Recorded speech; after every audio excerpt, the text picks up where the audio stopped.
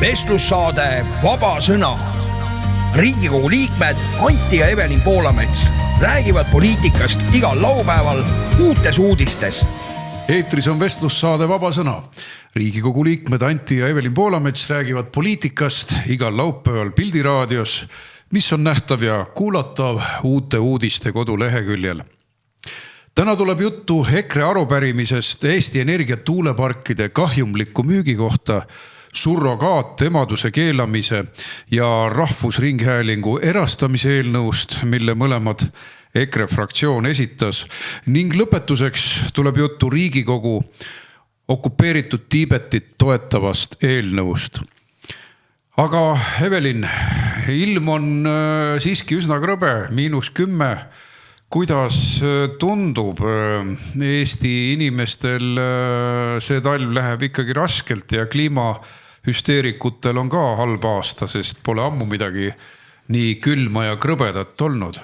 Ja tõepoolest, et räägitakse, et ka külm talv olevat kliimasoojenemise tagajärg, aga kui nüüd inimesed see kuu said kätte oma elektriarve, lisaks sellele, et meil on tõusnud käibemaks, mis kõike seda omakorda võimendas, oli sinna lisandunud veel rida neid makse, mida varem ei olnud ja ma ei saa aru, miks see ikkagi nii kõrge on, kui me oleme ju nii palju investeerinud, me oleme ikkagi väga palju investeerinud energiasse, lausa miljardite kaupa ja öeldakse meile, et elektri hind läheb odavamaks. No see on alles algus, sest minister Sutt tuli hiljuti Riigikogu pulti ja ütles, et 15 miljardit tuleb investeerida siin. Kas see oli nüüd 10 aasta jooksul? Igal juhul summad on hoomamatud ja tegelikult toimub revolutsioon. Aga mitte progressi suunas, vaid regressi suunas. Ehk siis 15 miljardit maksumaksja taskust tähendab, et see tuleb millegi arvelt. Toimub suurejooneline energiasüsteemi lammutamine, nagu me hästi teame. Ja alati, kui on natukese kehvemad olud, plahvatab kõik see ekraanile. See tänavune külm on inimeste arved, lihtsalt nii lakke löönud. Aga kõigepealt ma siiski tuletan meelde, millise arupärimise me siis esitasime esmaspäeval. See oli sinu koostatud arupärimine, puudutas Eesti Energia Soomes asuva Tolpanvaara tuulepargi müüki ja see müük oli ju kahjumlik. Mille põhjal sa selle koostasid? See Tolpanvaara tuulepark müüdi ära eelmise aasta lõpupoole ja päästeti justkui pankroti vara ja ka Enefit Green. Ja kusjuures see kõige kummalisem ongi see, et ma esitasin peaministrile küsimusi, et kuidas need otsused tehti, miks müüdi, miks kahjumlikult müüdi see park välja ära ja pulti tuli peaminister ja ta ütles, et tema ei tea midagi, et see Enefit Green, millele see tuulepark kuulub, et see on Eesti Energia tütarfirma ja tema ei teagi midagi, miks neid otsuseid tehti, aga tuletasin talle ka meelde, et ta on peaminister. Eesti Energia kuulub Eesti riigile ja peaminister vastutab selle eest, mis Eesti riigis toimub. Ja mina ei saa üldse aru, mis seal toimus, sellepärast, et me ju kogu aeg tahame seda tuuleparke ja tuuleenergiat ja korraga müüakse. Ärme ütle, et meie tahame. No meie ei taha. EKRE ei taha mitte üks raas, koalitsioon hullunult tahavad, liberaalid tahavad, tuuleärikad tahavad, et meie ei taha. Aga vaata, kui palju nad alguses reklaamisid, et meil on välismaal tuulepark ja me teeme ägedat, et Eesti Energia, ma ei taha jälle meieks nimetada, Eesti Energia ajab ägedat asja ja nüüd siis näitab, kuidas tegelikult tuuleenergia teeb juba vähikäiku. Müüakse kahjumiga. Mis summadest juttu oli?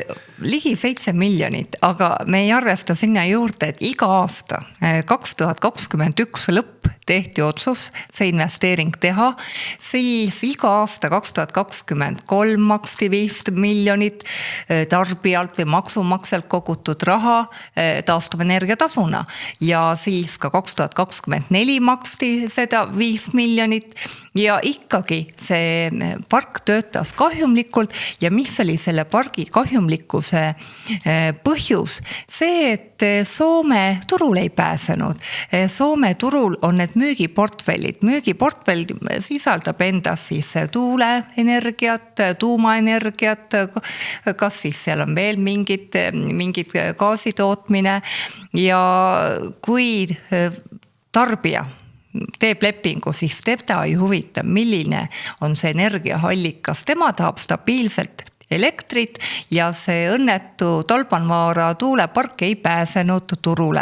Ja muide, ega siis see ei ole ju ainult Soome tuulepargi probleem. Täpselt samasugune probleem sellel aastal oli ka Sopi-Tootsi tuulepargil ja Kelme teisel tuulepargil. Kelme on Leedus asuv tuulepark, aga Eesti Energia oma. Ja mõlemad on Eesti Energia omad ja põhjus oli väga lihtne. Tootmist oli rohkem kui müüki, et ei pääsenud turule ja väga palju energiat jäigi müümata. Ja ma ütlengi, et see energiasüsteem, mida on mingil hetkel liiga palju, mis on juhitamatu, jätabki meid elektrinälga. Vaata suure pasundamise puhul, et hästi palju tootmisvõimsusi on vaja ja odavaid võimsusi, unustatakse ära lihtsad asjad.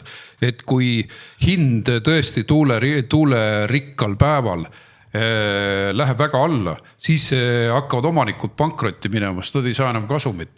Kõik need tuulepargid on ju ometigi pangalaenu peal ostetud ja kui see enam ei õnnestu pangalaenu maksta, siis nad hakkavad järjest pankrotti minema. Ja ma toon ühe näite.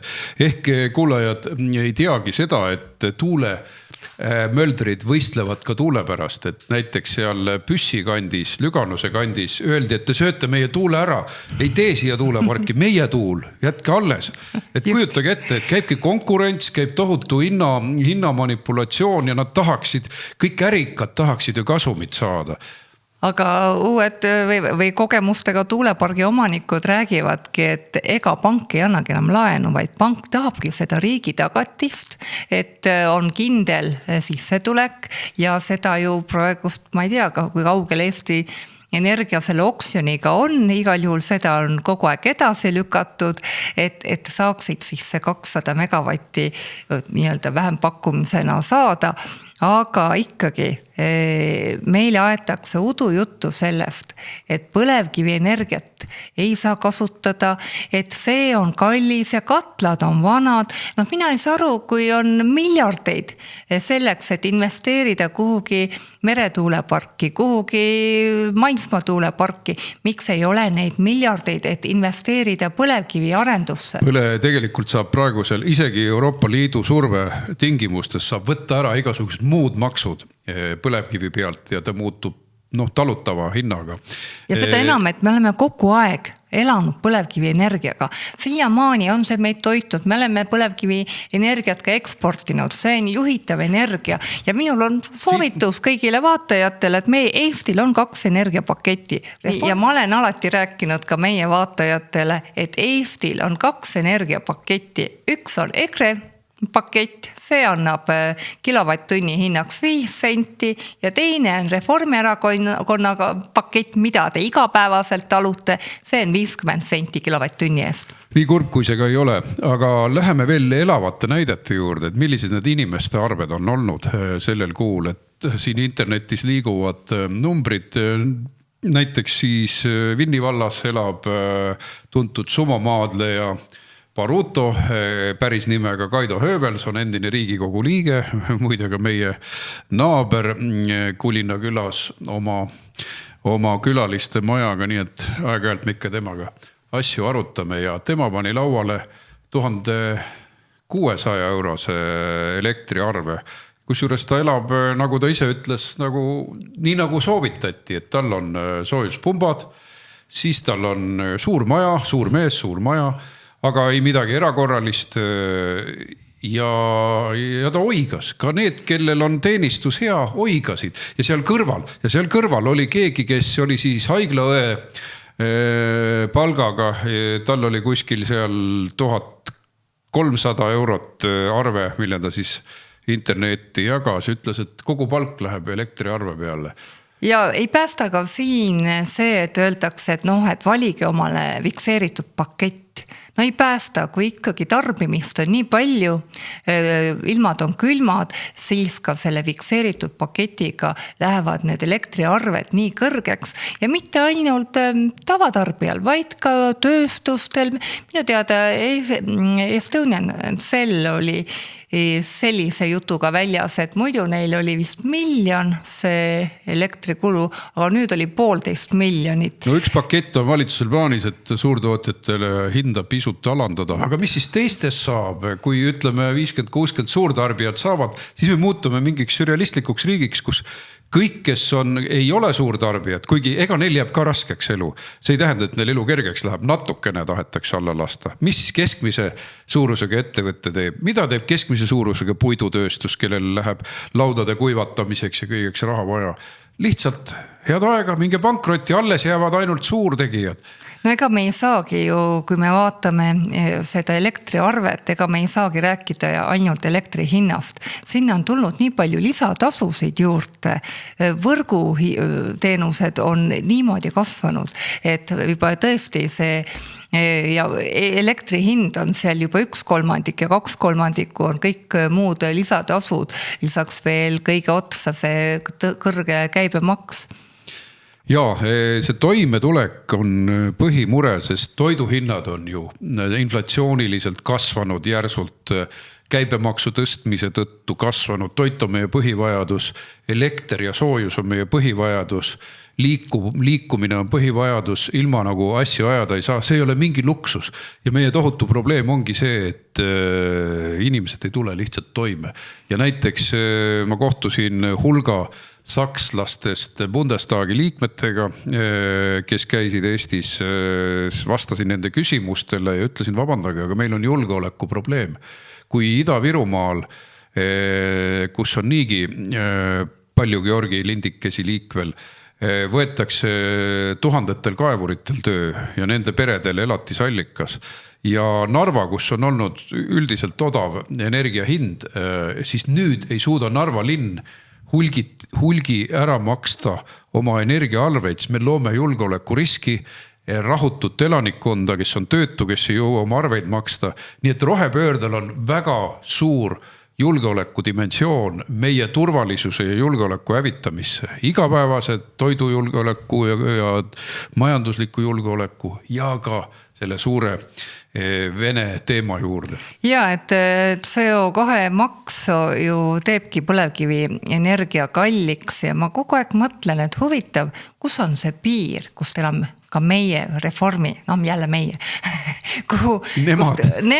kus Reformierakond enam üle ei astu, et kas ta laseb lõpuks siis naistel, lastel nälgida, pimedas istuda, et oma seda roheideoloogiat ehitada või mingil hetkel hakkab neil ka kaastunne tekkima, et me ei lase oma lapsi nälgida. 30 aastat ei ole tekkinud ja šokiteraapia on nende lemmiktegevus, et ei teki seda, ma ei usu sellesse.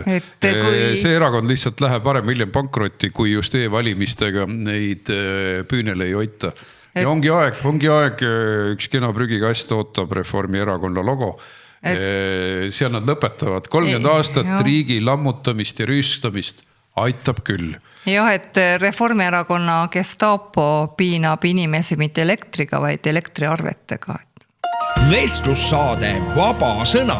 Vaata lisa uueduudised.ee.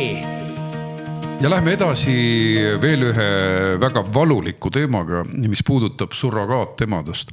Ehk siis eestipärasema nimega asendusemadust. Lühidalt öeldes, siis neil on laias laastus 2 varianti. Ehk siis üks ema sünnitab kellegile teisele ja täna tuleb juttu kellele. Lapse oma kõhus kasvatab üles ja sünnitab lapse ja 2 varianti tähendavad siis nõnda nimetatud altruistlik asendusemadus, et kus raha ei saada selle eest ja teine on siis kommertslik asendusemadus, kus makstakse, aga küllap mõlemal puhul on ka lepingud nii altruistliku kui teise kommertsliku puhul, siis minu valmistatud eelnõu, mis siis oli kolmapäeval Riigikogu saalis ja mille muidugi koalitsioon toorelt maha hääletas, käsitles siis piiriülese asendusemaduse keelamist. Sest olukord on selline, et Eesti karistusseadustikus on asendusemadus keelatud. Seal on niimoodi kirjas, et kui ema kavatseb oma lapse pärast sündi ära anda, siis see on keelatud. Ja siis, kui korraks vaadata, mida meie tahame, nüüd selle eelnõuga me tahame halli ala ära võtta. Näiteks oligi suur skandaal, millesse eelnõu oli ajendatud. Nimelt, kui ERR näitas ülbelt isadepäeval Ringvaate saates 2 homo, kes olid Ameerikast endale lapse ostnud, Haaber ja Piller, see kuulus äriperekond, Star Homo perekond. Nemad olid siis lapse ostnud USA-st, kus mitmetes osariikides on kommertslik asendusemadus lubatud. Ja üks põhjus, miks liberaalid maruliselt kargasid selle asja kaitseks, ongi see, et siis ei saa homopaarid enam lapsi osta. Ehk siis ütleme nii, et tegu on võika inimkaubanduse vormiga, nii kui nii. Ütleme, et näiteks rikas Hollywoodi staar ei taha oma siis näitleja vormi rikkuda ja ostab kuskilt Gruusia asendusemalt või Ukraina asendusemalt või mõnelt India asendusemalt lapse. Aga selle veel võikam vorm on siis, kui need homopaarid lapsendavad ja selle tõttu puhkas kõva lärm ja Evelin, sa kirjutasid ka vastu Reili Rannale, kes asus selle asendusemaduse kaitsele. Ja, et tõesti see on äärmuslik minu meelest naiste ärakasutamine ja nüüd siis, kui me proovime, me ei kontrolli ju, mis toimub Gruusias, mis toimub Ukrainas, et kui me keelame ära piiriülese surrogaatluse, et siis selle peale tõesti sotsid hakkasid EKRE-t ründama, et EKRE kiusab homosid ja et nõuab selle surrogaatluse kriminaliseerimist, aga tegelikult Eesti ei ole ainus. Me võiksime tõesti eeskuju võtta Saksamaa, Prantsusmaa, Itaalia, Hispaania ja veel paljud riigid on keelanud ära piiriülese surrogaatluse, sest kui me nüüd meenutame ajast tagasi, see oli peale Ukraina täiemahulist sõda, siis näidati videosid nendest beebi inkubaatoritest, kuidas naised olid ühte majja paigutatud, seal oli palatid või need toad olid täis 2-3 nädalasi beebisid, neid ei saanud üle piiri anda. Ja naised kirjeldasid ka olukorda, et neid koheldi nagu kariloomi, et igasugune inimlikkus kaob sealt tagant ära ja rääkida seal juures, et altruistlik peaks lubatud olema, et see on ikkagi viljatuse probleemi lahendamine ja paljud tahavad õigust pereelule, siis tegelikult miks on ära keelatud need piiriülesed surrogaatlused? Sellepärast, et me ei kontrolli seda. Me ei suuda kontrollida, et see ei läheks äriliseks. Me ei suuda kontrollida, et sinna ei tekiks inimkaubandust, ei tekiks naiste ärakasutamist ja kokkuvõttes asendusemadus on tegelikult minu meelest väga ebainimlik teenus või kui sa mõtled, et naine, kes on kasvatanud beebit 9 kuud oma kõhus, loodus on sättinud nii, et on hormoonid, mis tekitavad lapsega sidet, muidu ju loodus jätaks selle beebi ju pärast sündimist hooletusse, aga loodus on kõige peale mõelnud, emal tekivad need hormoonid, tekib see armastus, tekib see kontakt, et ta hoiab vastu sündinud ja see siis lõhutaks ära, pärast on need naised kirjeldanud seda kui leina, kui sellist depressiooni, masendust, hingelist traumat, millest on väga raske üle saada ja öelda, et see peaks nüüd lahendama viljatuse probleeme. Mina näen, et see pigem on selles teenistuses, et homod saaksid lapsi. Ka rikkad lääneriikide kodanikud saaksid äri ajada. Ja just nimelt see on sellise rikkama jõhker, vaesema ekspluateerimine rikkama poolt. Vaat see on see ehtne vorm, et meil on rohkem raha, teie sünnitage ka meie eest, teege kõik rasked asjad meie eest ära. Vanasti oli ju orjanduse sama põhimõte, et rasked tööd anti orjadele ja siis rikkad roomlased keerasid küljelt küljele ja tundsid ennast hästi, et siis moodne orjanduse vorm. Aga sotsid kaitsevad seda, reform kaitseb seda, muidu Istanbuli konventsioon, siin on vaja seda ja teist, sotsiaalseid sugusid on vaja seadustada ja transinimesi kaitsta ja Bundestagi delegatsioonis ka oli kohe küsimus, et kuidas teil transinimeste õigusi kaitstakse, nagu segased. Ma ütlesin, et meil on muudki teha, meil on vaja piiri kaitsta. 600 punkrit ehitada Venemaa vastu, jätke see transjutt ükskord ära. Küsige Putini käest, et lõpetage ära ükskord see ajupesu, põhjakorealik ajupesu ja see neetud inimkaubandus ja see on häbitu, eriti sotsiaaldemokraadid on kõige marulisemad. Kuidas see Reili Ranna artikli pealkiri oli, et nüüd lähete perekonna, kuidas see laste või perede kallal?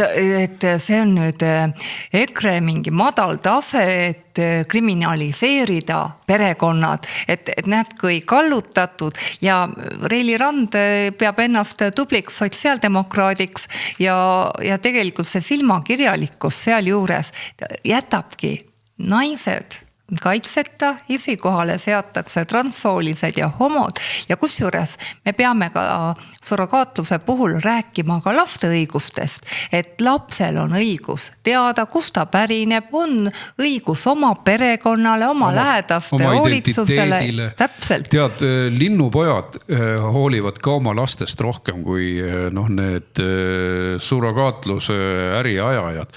Sellepärast, et nagu sa väga õigesti märkisid, looduses on instinktid, et mõtle, kuidas nad ussikesi annavad oma järeltulijatele, kui vaja siis kuude kaupa.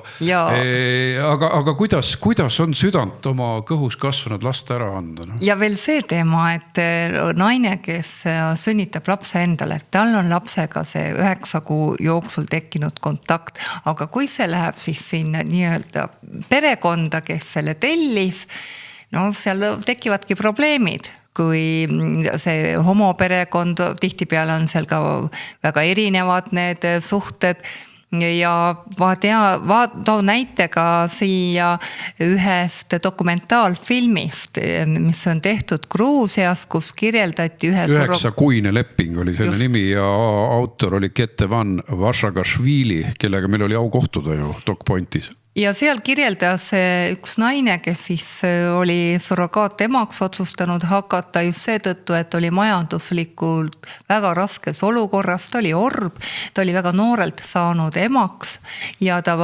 tahtis oma lapsele anda haridust ja tegi neid surrogaattehinguid oma elu jooksul 4 ja kõik need olid keisrilõikega, väga eluohtlikud, väga rasked ja kuhu need lapsed läksid, üks siis juhtum oli selline, et üks Inglise vanapoiss elas oma emaga koos ja lihtsalt kollektsioneeris. Tal oli juba 8 tellimus, siis muidugi ei tea, mis edasi sai nendest lastest, kas ta hoidis neid enda juures, kas ta andis need kuhugi või müüs kuhugi adopteerimiseks, et seda ju ka ei tea, et see on ikkagi väga-väga ämar, mis seal taustal on. Ja see vaene Žana, kes tahtis oma lapsele head, oli 4. surrogaatluse puhul suremas. Et öeldi, et küll tal vedas, et ta üle elas selle.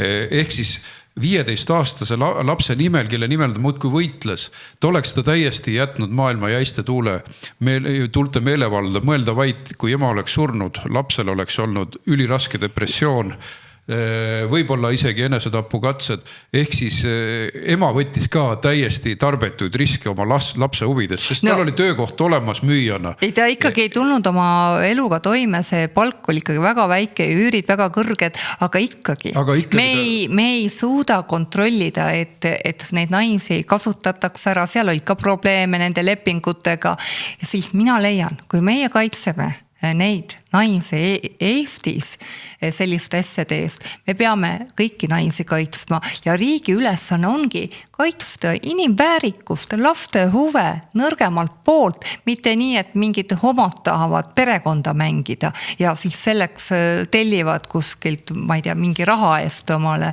lapsi. No laps ei ole kaup. Päriselt ka. Ja liberaalne Camarilla võitlebki ennekõike selle kuritegeliku inimkaubanduse eest sellepärast, et õigustada homondust ja seal vestlusringis, kus pärast oli ka üks Eesti tuntud gynekoloog, siis ta siis nagu mõtiskles, et kas siis, kui mingi 80-aastane homo, kes on paaris 18-aastane homoga, kas see on ikka kohane, kui nad ostavad lapsed. Ja, et mis sest lapsest saab? Suur eetiline arutelu, et see, kuidas naise keha on tohutu surve all eluga riskitakse, see nagu nii väga ei morjata. Ja panid tähele, kuidas siis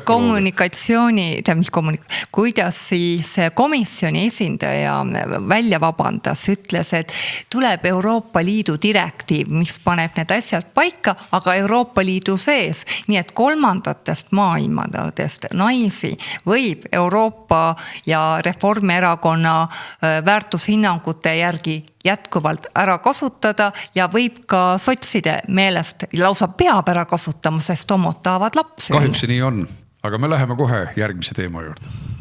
Vestlussaade Vaba sõna. Vaata lisa uueduudised.ee.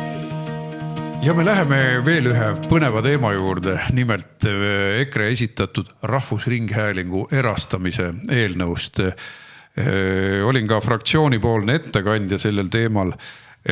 On kirgi põhjustanud see teema. Tõsi, et jällegi, kui me eelmise punkti juures rääkisime sellest homopaarist, kes edvistas Eesti televisiooni eetris oma ostetud lastega, rõhutan, see on kuritegu. Eesti õiguse mõistes on kuritegelik surrogaatluse kasutamine, aga ERR-i see ei huvita. Kuigi tal on, ERR esiteks tegutseb seaduse alusel, et seal peab kaitsma rahvuskultuuri,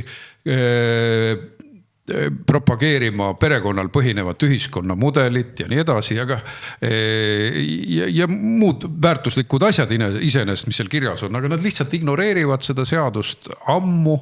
Olen ise olnud ERR-i nõukogus ja meil on palju näiteid, ehk me siin mitmeid veel toome, kus seda seadust ei täideta. Mingi liberaalide Camarilla on endale lihtsalt hea palgaga töökohad sinna teinud ja omale poliitilise platvormi ehitanud ja EKRE fraktsioonis jõudsime järeldusele, et Rahvusringhäälingu võiks erastada. See tähendab, et paremad saated kindlasti ära ei kao, sest need on tugevad kaubamärgid, et inimesed ei jää ilma prillidoosist ega ka mõnest teisest väärtuslikust saatest, kas või Õnne 13-st, millega ollakse harjunud. Lisaks Vikerraadio, Vikerraadio mõte. Klassikaraadio ja Vikerraadio. Klassikaraadio läheks Eesti Kontserdi omandusse, et jätkata Klassikaraadio pidamist ka riigi toetusel, siis Vikerraadio oleks valitsuse nii-öelda reserv kriisikanal, kui seda vaja peaks minema. Aga kõik need venekeelsed kanalid läheksid kinni, sest mina ei tea, mis on Eesti Rahvusringhäälingul venekeelsete raadiote ülevalpidamisega, muusikasaadetega ja ei ole midagi teha. Ja tegelikult minu meelest ER on väga palju keskendunud meelelahutusele. Mulle tuleb kohe meelde, kuidas Ringvaate hommikus Reikop ja keegi veel, kes selle kõrval oli, Grete Lõpu, läksid hommikul tänavale ja heitsid näolilumme.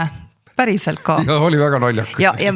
Ja selle eest saavad nad 56 miljonit, mitte just nemad, aga nad on osalised sellest.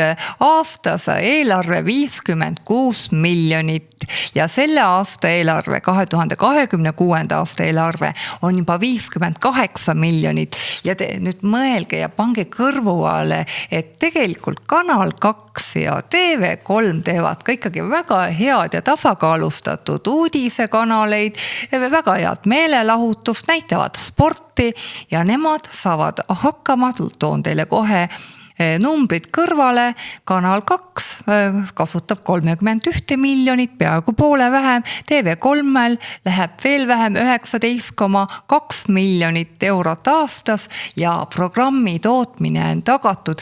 Ma tõesti ei saa aru, miks on vaja maksumaksjal nii palju raha maksta ja öeldakse ka, et näete olümpiamängud, aga olümpiamänge ka ei kanta piisavalt üle, tehakse mingeid veidraid valikuid, jalgpalli MM-iga ka tehti mingeid valikuid, et ta ammu ei täida talle pandud rolle ja öeldakse ka, et kui riik ei saa hakkama, siis erakätesse, näiteks kas või Omniva puhul, et kvaliteeti saada, erastame ära, riigi ülesanne ei ole tegeleda rahva meelelahutusega ja mis mind veel häiris või pani mõtlema, et see ETV või ER ei saa üldse oma rollist aru, oli see, kui kultuurisaade hakkas ühte Tallinna restorani reklaamima, selleks kutsus ta kohale Eesti parima noore muusiku, viiuldaja, pani talle selga selle restorani põlle ja terve mingi 8 minutit tehti tasuta reklaami. Me arvame, et see on tasuta reklaam, aga võib-olla maksti sellele toimetajale selle eest raha, et seda restorani reklaamida. Aga see on kõlvatu konkurents, et erafirmad ju peavad ise hakkama saama. Ongi see, et Postimees Grupi eelarve, kus on ka Kanal 2, 31 miljonit eurot, saab hakkama. Ja. Seal on terve Postimees Grupp. Terve Postimees, jah. Aga meie maksame seaduse rikkumise ja kõige muu eest. Igal aastal üle 40 pluss siis see praegune kõrge eelarve on veel omakorda seotud uue telemaja ehitamisega ja ma mäletan, kui kallutatud on nad poliitiliselt olnud. Siis kui EKRE veel tuli poliitikasse, siis veel uudiste saate juhataja, uudiste toimetuse juhataja Anvar Samor hüüdis, et nemad siis pidid alati seletama, mida partreid räägivad ja punkte andma. Lihtsalt ütles, ärge valige EKRE-t, nad on nii halvad. See oli nende erapooletus. Siis seda alatut erapoolikust on kohutaval kombel ka välispoliitikas. Lihtsalt, sul tuleb enne Ameerika valimisi film Kamala Harris, tulevane USA president, et siis Trump kirjeldatakse diktaatorina, eks ole, peaaegu nagu Hitleri järeltulijana. Orbanis tehakse eraldi filme, selline võigas tasakaalustamata materdamine. Kusjuures Orbani filmi puhul oli veel eriti naljakas, et Orban on ju valitud demokraatlikul viisil, rahvas on teda valinud ja siis leitakse, et see Ungari demokraatia ei kõlba enam kuhugi, et tuleb nähtavasti ma ei tea, mingi muu maa. Eurodiktatuuri on vaja, Euroopa Liit võib kõiki valitsuse kukutada ja ta on ustav eurokanal ka. Ustav peavoolukanal. Mulle jääbki mulje, et kui ma vaatan selle Ilmar Raagi tegevust, ta on ka ju mingi poliitik, eks ole, parteilane. Ei, ta on ju parteilane, tal on veel kombitused seal, et terve see ER on omaette partei. Mina ei saa aru, miks nad veel ei kandideeri, kui ma neid toimetajaid ja režissööre seal vaatan, et tulge siis oma poliitilise agendaga välja, aga neil pole vist vaja tulla. Aga neil ongi agenda, vaata, siin samas Riigikogu saalis ju reformierakondlased pidasid pateetilisi kõnesid, et nii hea ja siis Vahur Kersna abikaasa Liina Kersna, kelle kohta siis Monika Helme küsis, ega teil huvide konflikti äkki ei ole siin. Just. Et pidas sellise pateetilise kõne, kuidas me ikka julgeme ja miks me tahame seda erastada ja aga loomulikult sellepärast, et nemad on rahul. Reformierakond on rahul, et uue aasta õhtul toimuvad sellised võikad track show'd, rahvale näkku sülitamine, emaduse mõnitamine, beebimulaažide põrandale pildumine, pervertide etendused, dragid ja kõik hullud transid ja muud, et see on muutunud täielikuks pilastamiseks juba, täielikuks ajude pilastamiseks. Ja kui ma vaatan kas seda poliitilist tasakaalustatust, et meil on ju siin liberaalne leer ja konservatiivne leer ja võtsin täiesti niimoodi, ütleme, huupi ER-i leheküljelt lahti otse uudistemajast oli see 50 saadet tehtud ja lappasin niimoodi läbi, vaatasin, keda oli kutsutud. Raimond Kaljulaidi 2 korda, edasi veel kõik need liberaalse leeri esindajad ja ainuke konservatiiv, ma ei pea Urmas Reinsalut konservatiiviks, et nad võivad isamaalased, on liberaalid, kes, ma ei tea, kaunistavad ennast rahvusliku, ma ei tea, selle pildiga või ja vaatadki, et viimati oli sinna saatesse kutsutud Martin Helme 2 aastat tagasi ja vahepeal isegi mitte ühtegi EKRE esindajat, EKRE või konservatiivse maailmavaate kandjat ei olnud sinna kutsutud. Minult ei ole Trumpi kohta siin aastaid küsitud mitte midagi, küll on Raimond Kaljulaid lakkamatult seal. Ma olen riigikaitsekomisjoni liige, mult ei ole ühtegi küsimust küsitud. Tuletan meelde krüptoärimehe käest või krüptoärimeestelt saadud rahaga omale reklaami teinud Raimond Kaljulaid on meil nüüd välisekspert. Seda nüüd muidugi loomulikult. Ja ma lisan veel kas või sellest ajast, kui mina olin ERR-i nõukogus, kujuta ette, näidati Vene sõjafilme, mitte ükskord, seriaale näidati, öised pääsukesed, padustalinistlik, Y-kategooria film, erakordselt halb ja jooksis ja rahumeeli meie rahva raha eest. Siis tuli järgmine film Afganistani sõjast, kus KGB polkovniku poeg tegi kangelastegusid. Ja siis armee aastapäeval 23, Nõukogude armee aastapäeval 23. veebruaril lasti lihtsalt mingisugust paduputinistlikku propagandafilmi jälle, et no kuidas nad suudavad. Ja teine asi, et nad ei taha paraneda. Kedagi ei vallandata, kui seadust rikutakse. Kõik jääb siseringi ja midagi ei muutu.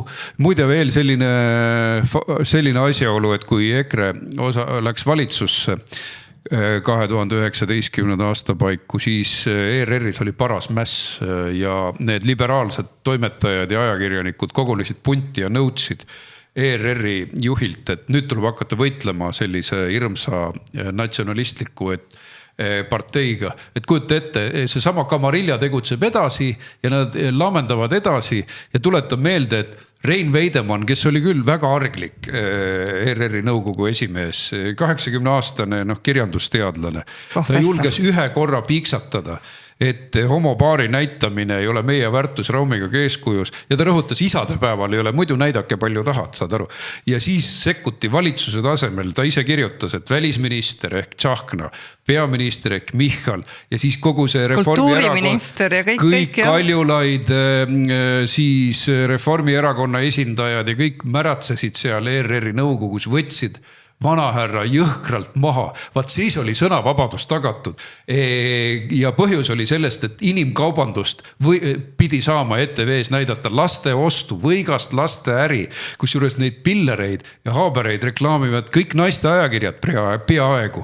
Või julge 100% öelda, esikaane tegelased, et see võigas LGTB transu Kamarilla tahab märatseda igal pool, kaasa arvatud maksumaksja televisioonis, mis tegutseb seaduse alusel. Vaat selles ongi juba, ERR ei ole mingi eratelevisioon, neil on seadus. Ja samas ma ütlen, et eratelevisioon teeb palju paremat. Mitmeid asju palju paremini. Ma ei ütle, et see ERR läheks ideaalseks pärast seda, kui ta ära erastada. Ei, seda ma ei usu, ausõna.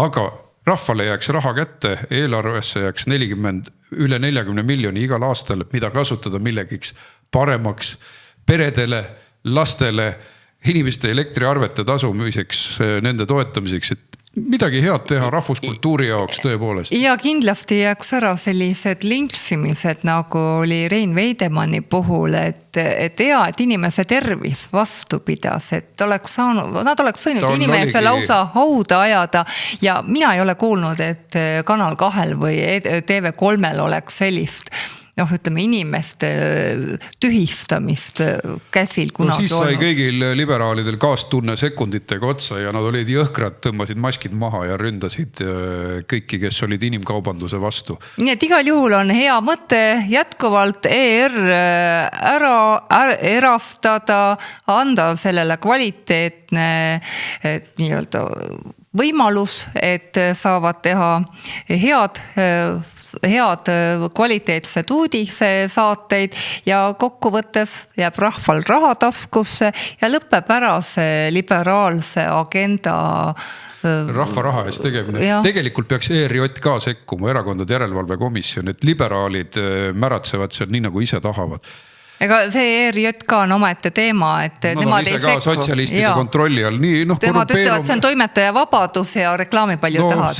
Selle vastu me võitlemegi, et kõik institutsioonid on varsti korrumpeeritud, kui me sellele vastu ei hakka. Aga nüüd järgmine teema. Vestlussaade Vaba sõna. Vaata lisa uueduudised.ee.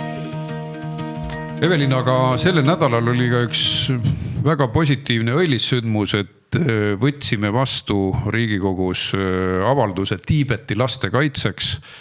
Inimesed võivad küsida, miks me nii kauge maaga tegelema, mis on Eestil pistmist Tiibetiga.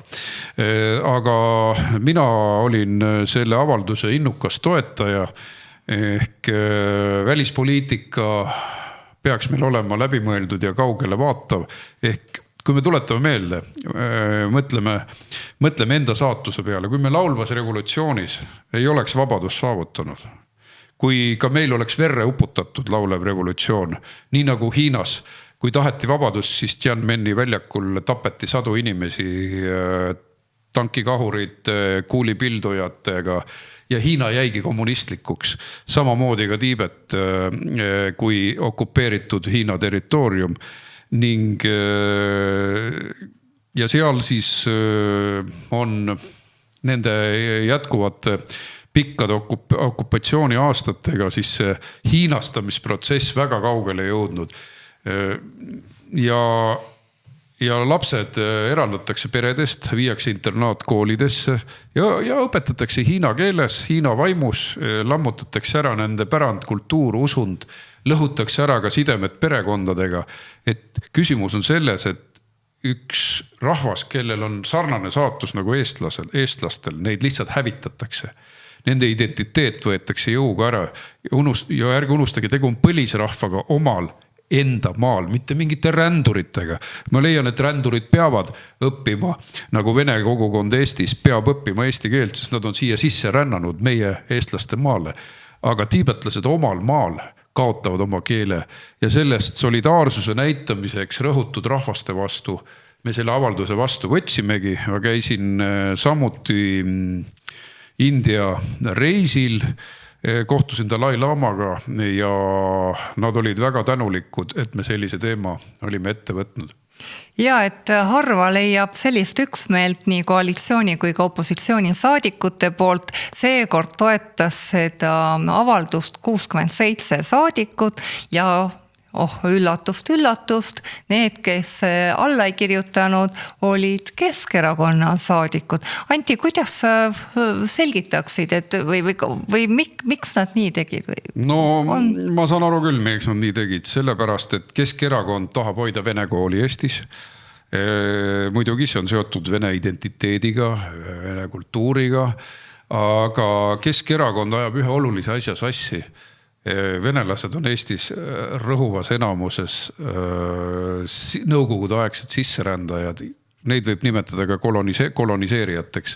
Jah, ma olen näinud ühte intervjuud Lasnamäel, kus venekeelne inimene ütles, et Eesti on muidu tore paik elamiseks küll, aga liiga palju eestlasi on. Nähtavasti on seal Tiibetis samamoodi. Evelin, kõik me oleme saanud sõimata fašistidena siin Tallinnas kampaaniaid tehes. Mäletad, kuidas Kristiine Keskuse juures sulle näkku öeldi, et elasite koopas veel kuni Peeter Esimene teid vabastama tuli. Jah, Peeter Esimene ja sülitas ka veel kus juures. Et see on see elu, kus me elame Eesti pealinnas aastal 2026 ja vene kogukond on siin integreerimisest veel küllaltki kaugel. ja see praegune koalitsioon on meid väga jõuliselt venestanud, nii et ma ei imesta, kui Eesti on jäänud pealinnas vähemusse, eestlased on jäänud pealinnas vähemusse ja see kõik on võrreldav tõesti tiibetlastega, aga huvitav, et meie ei saa isegi iseseisvas riigis seda eesti keelt kehtima pandud. Järelikult me vist ikka päris iseseisvad ei ole, oleme nende postkommunistlike parteide juhtimise all nagu Reformierakond lihtsalt taas venestumas. Aga siiski mul on hea meel, et meil siin Riigikogu suutis toetuse anda sellisele kultuurigenotsiidile, lastevastasele, laste identiteedi lammutamisele ja tuleta meelde keskerakondlastele, et enamus teie valijad on Eestisse sisse rännanud inimesed ja need, kes rändavad teisele maale, nagu eestlased, kes pagulastele läksid Rootsi, USA-sse, Inglismaale, kõik omandasid kohaliku keele, käisid kohalikus koolis ja siis pühapäevakoolides ja mujal säilitasid oma emakeelt. Nii on see kõige loogilisem. Seda küll, aga täname siis kõiki täna vaatamast ja olge ikka meie lainel. Suur tänu headele vaatajatele, palun jagage meie saadet, sest Tre Raadio kanali müügi tõttu jäi meil siis otse-eeter ära, mis tõttu teie toetus loeb, kui te jagate sotsiaalmeedias meie saadet, oleme väga tänulikud, nii levib sõnum, nii me lõpetame punaliberaalse laiutamise Eesti ühiskonnas ja kultuuris ja kui tänase saate juurde minna, siis lõpetame ka inimkaubanduse ja sellised muud häbitud naistevastased tegevused. Jah, nii pea kui me võimule saame. Kohtumiseni. Vestlussaade Vaba sõna. Riigikogu liikmed Antti ja Evelin Poolamets räägivad poliitikast igal laupäeval uutes uudistes.